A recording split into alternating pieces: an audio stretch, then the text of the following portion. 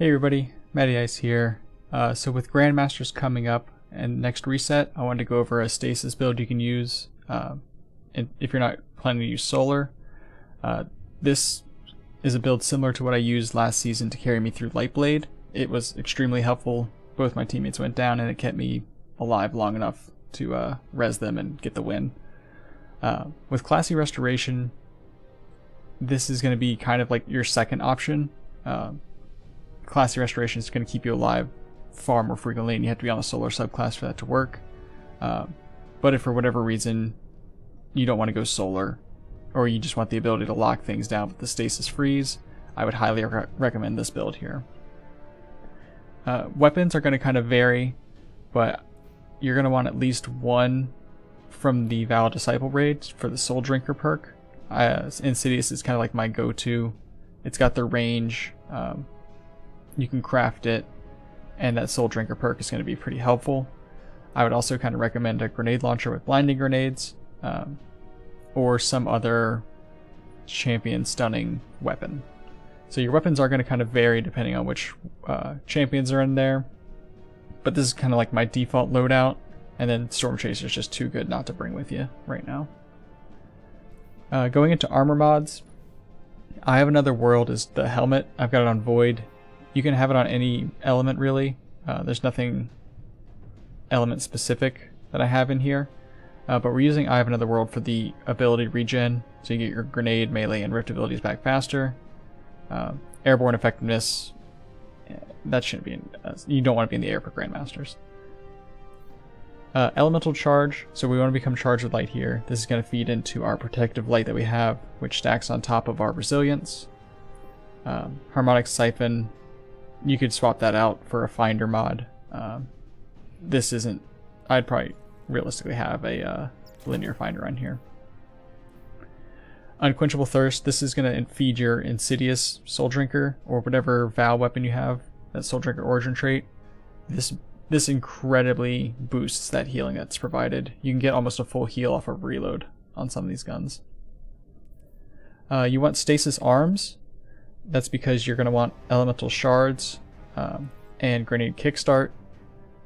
This still leaves you room for a champion mod. If you're running 2 champion mods, then drop grenade kickstart. Champion stunning is a little more important than saving 10-20 seconds on a grenade. For the armor, I've got Well of Life.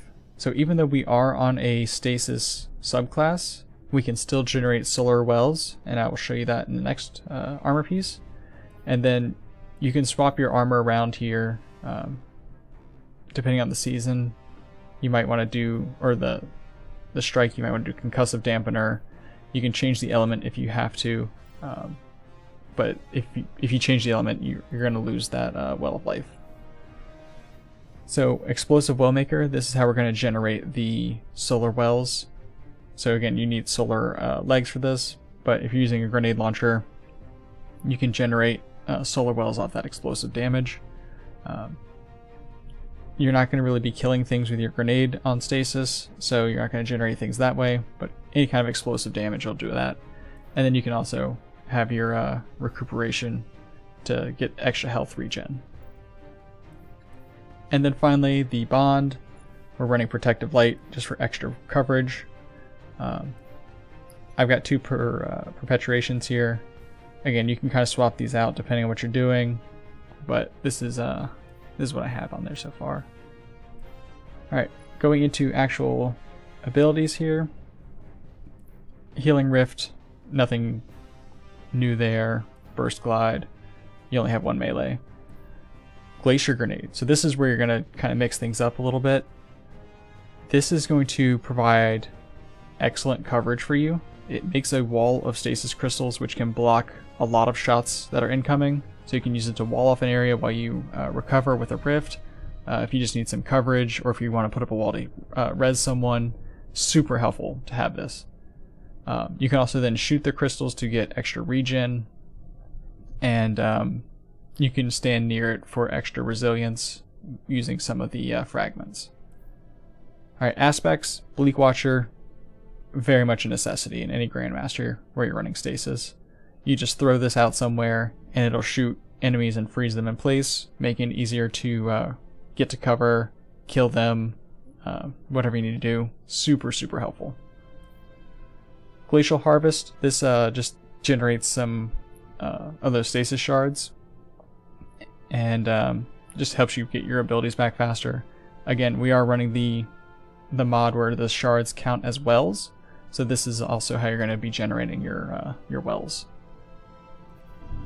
Alright, on to fragments. Whisper of Conduction. This is so your stasis shards track to you. It's basically seeking wells for stasis. Super nice. It also gives you extra resilience and intellect. Whisper of Chains. This is what I was talking about earlier. You get reduced damage when you're standing near a stasis crystal or frozen target. Again, you're going to be doing that with the stasis crystals from your glacial grenade. Whisper of Durance. Your slows last longer. Again, this is just very helpful. And then finally, Whisper of Shards. You get extra grenade recharge when you shatter a crystal. Again, that works with your glacial grenade. I think it's like 5 crystals, so you can just get a bunch of energy back on your grenade here with the shards.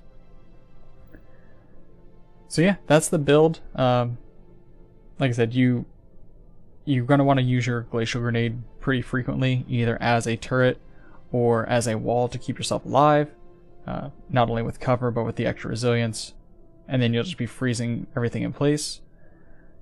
You could modify this ever so slightly. If you wanted to swap your helmet to something different and put on osmiomancies, this would then cause you to have to switch off of Glacial Grenade though and into Cold Snap, but it would let you have 2 of the Bleak Watcher turrets out there at a time, due to the osmiomancy perks of having the 2 grenade charges. Now just know that if you do that, Grenade Kickstart only triggers on your second throw, so it's only when you use up all of your grenade energy, so it would not trigger on your one turret throw. You'd have to throw both for it to activate. And again, if you did that, you would probably want to switch off of shards here, because you're not going to be generating stasis crystals. You'd probably want to go to something like Refraction, where killing a slowed or frozen target gives you class ability. That's probably what I would go to. But yeah, so that's the build. Good luck on your Grandmaster journeys. I know I'm going to be in there as soon as I'm able to try and guild my Conqueror title for this season. If you were not aware, the Grandmasters this week are Proving Grounds, which should be fairly easy. It's not the worst. Warden of Nothing is going to be a slightly... It might be challenging for some people, but I feel like it's not going to be too bad. The boss room is really the hard part there, I think. Inverted Spire shouldn't be too bad. Arms Dealer's very easy.